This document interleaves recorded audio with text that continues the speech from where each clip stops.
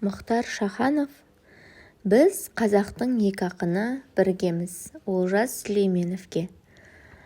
Біз қазақтың екі ақыны әрқашанда біргеміз. Түрлі сыпсың сөздерден де, ызғар шашқан көздерден де, заман мен заң өзгергенде бүлінген жоқ іргеміз. Бірімізді екіншіміз ылғи қолдап жүргеміз. Біз қазақтың екі ақыны әрқашанда біргеміз. Көзі тірі пайғамбар жоқ, даңқы шырқап өскенмен, пайғамбардың барлығы да өз жеріне кеш келген.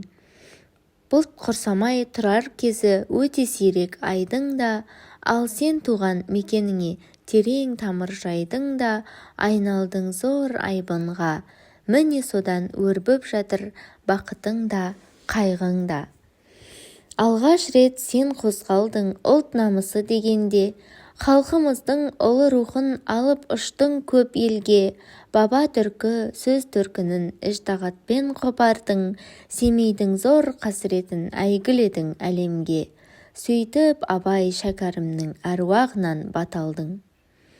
Мен аралдың желтоқсанның мұң-зарына болысып, қыран таулы қырғыздардың ел ақыны атандым. Ешкім бізді өгей ұлы дей алмайды отанның. Елден алған, жерден алған жырларыңның қуатын, жолың болғай, ғасырының үні болған ұлы ақын.